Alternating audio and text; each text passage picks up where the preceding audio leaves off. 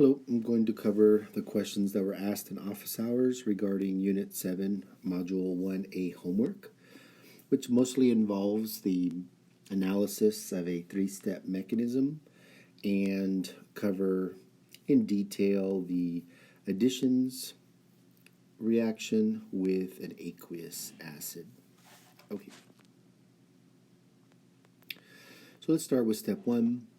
So unpacking these mechanisms really involve trying to take each step, put it separately, and make sure you know exactly all of the interactions and what all the arrows refer to. So we're starting with acetone, and here I'm putting all the hydrogens in. I know that there was some confusion in office hours about where the hydrogen that's shown, but remember, keep in mind that's a CH, one out of the three that are on that carbon, and it's reacting with hydroxide.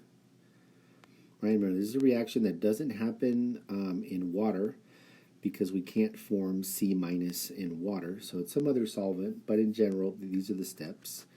And now what we have is that the nucleophile, which is hydroxide ion, negatively charged, is going to react with its lone pair at the CH and simultaneously break that CH bond to form another base, C- plus water. Okay, so we have a bond forming event. This is the nucleophile to electrophile starting with its lone pair. It's forming this OH bond, and a bond breaking event. This is an arrow that starts at a bond and it is pointing at an atom. Okay, so the reactant bond that we have to consider is the CH bond. That's the bond that's leaving. And the bond appearing in the products is the OH bond. So this is going to help us decide whether delta H is positive or negative. All right, so BB stands for bond breaking and BF stands for bond forming. So OH is considered a stronger bond. It's more polar. Bigger difference in electronegativity, shorter. CH is weaker because it's less polar. And then we're looking at the bases produced. The negative charge on carbon is less stable, stronger base, than the negative charge on oxygen in the products.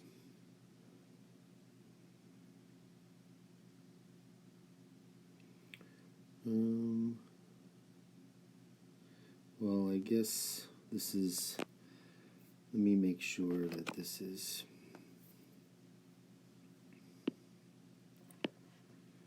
so on the reactant side it is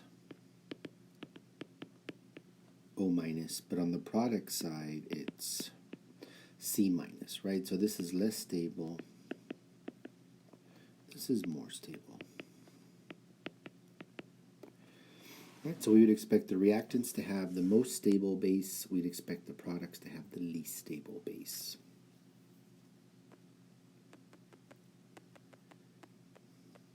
Okay, let's take a look at step 2.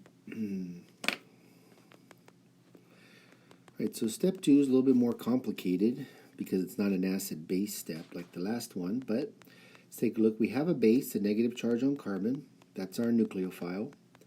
And it's going to react with a acetone, right? So another acetone that has an electrophilic center, which is a carbon atom attached to oxygen. So we're going to have the nucleophile react at the electrophilic center, and simultaneously it's going to break a CO bond. Okay, so it's forming a CC bond, breaking a CO bond to create this third. What is this? This is the third intermediate, right? And we'll talk about that in a second. All right, so this would be, we'll call this intermediate 3.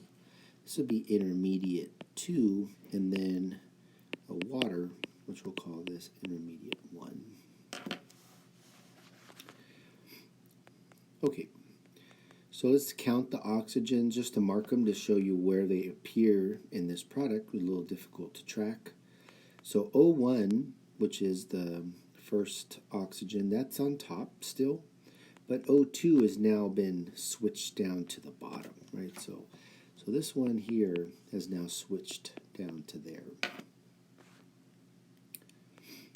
All right, so we look at the bond breaking. The bond breaking is going to be the CO bond, and one of the bonds in the double bond, CO. The bond forming is going to be CC. Okay. So that's going to say, so the reactant bond is stronger than the product bond. One's polar, the other one's nonpolar. That gives us an endothermic step. Delta H is positive. Right, so these would be all the important factors. Water is not consumed in this step. It's consumed in the next step. And let's take a look at step 3. All right, so step 3, we're starting with intermediate 3. It's reacting with intermediate 1. Right, so we can identify that. This would be intermediate 3. Reacting with intermediate 1 to produce our product and regenerate our catalyst. Right, hydroxide. So hydroxide starts as a reactant, ends as a catalyst. So we could do product, catalyst. So we have a bond forming event, which is an OH bond is formed, and a bond breaking event, which is an OH bond. Okay, this is a classic acid-base reaction. Delta H here approximately 0. So remember, any oxygen that is bonded to multiple carbon atoms, or to a carbon atom that's bonded to multiple carbon atoms through induction, we expect this to be the least stable. OH minus without any carbon atoms we expect to be the most stable. So the most stable, base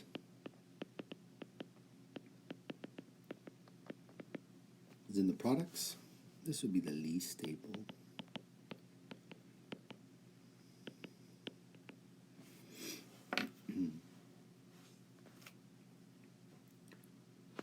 And so knowing the details of each individual step here will help in the questions asked about the mechanism in the homework, and this is indicative of the type of questions you're going to be asked. Which steps are acid base? What is the delta H of any one step? What is the energy diagram? Which step is product favored or reactant favored? Those are always going to be answered this way by analyzing the individual steps carefully. Right, so the other questions in this homework involve the mechanism that we talked about in class, which is a double bond that reacts with aqueous acids. So let's take a look at all the aqueous acids. Sulfuric, HCl, and nitric, which is just another way to say H3O plus water. Right, and we know that this is going to be a 3-step mechanism. 3-step mechanism, acid catalyzed. If the double bond is asymmetric, which most are, then we will have a major and minor product, because one of the carbocations formed will be more stable than the other if it's asymmetric. All right, so let's take a look. So what we expect is a double bond is going to convert into a single bond plus a CH and an OH. All right, let's take a look at Roman numeral 2. Step 1 is we have our double bond reacts with the acid catalyst, H3O+. It initiates the reaction, double bond pointing at the electrophilic center, H. And it must simultaneously break the OH bond. Right, it's going to form a bond, but it's also going to break a bond. It has to break the CC bond in the double bond. Right, so this is going to be the CC bond for bond breaking. Bond forming is going to be CH, and then bond breaking is going to be OH. So we had to account for all the things happening in step 1. There's 2 bonds being broken and 1 bond being formed. And to do that, there are 2 possible products because we could put the carbocation and the hydrogen on either side of the double bond.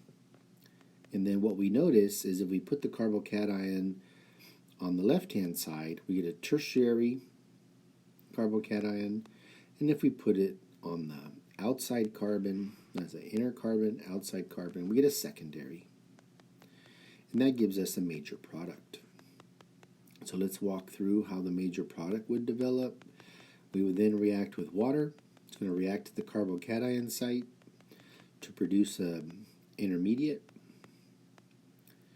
And that's just bond forming. And then this product here reacts with water again, but mostly to regenerate the catalyst. All right, so bond forming, bond breaking, and bond forming. Right, so when we add these all up, what we see is we have effectively converted our double bond into a CH, having a CH and an OH as a major product. That gives us B as the major product, C is the minor product.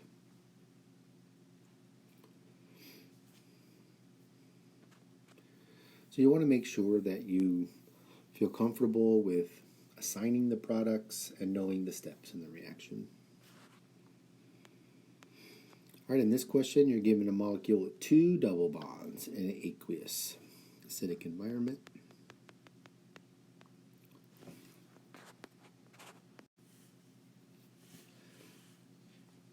Okay, so we assign the carbons. We have primaries on the outside and secondary carbons in the middle.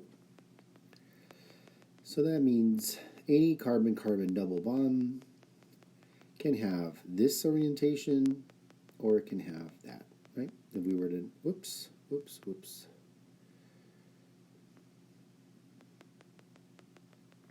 Sorry. So any carbon-carbon can have the OH on the right or the OH on the left. Right? And so we have to assign which one is which. So our general rule is it depends. The OH will always be on the carbon, attached to the carbon, with the most carbons attached to it. Right? That's the key. So that's why it's so important to assign whether it's secondary or primary. Secondary will always get the OHs compared to the primary. So we put an OH on one carbon, OH on the other, and that would be our major product. B is a minor product, has the OHs on the outside with the least substituted carbons. And A and D are the mixed major-minor products, with C being the major. Right, so we have a summary here. Double bonds with aqueous acids will always produce an OH and an H bond. It will always be exothermic. It will always take place in 3 steps. A double bond with an HX, where X is chlorine, bromine, and iodine, this is going to produce a very similar product as the one above, except it's going to have a Cl, Br, or I instead of OH. This is also exothermic, but it's only 2 steps because there's no 3rd step because you don't have to regenerate the catalyst. Major and minor products, you will always get the major product on the carbon with the most carbons attached to it. Right, so this covers all the questions asked in office hours for this homework assignment.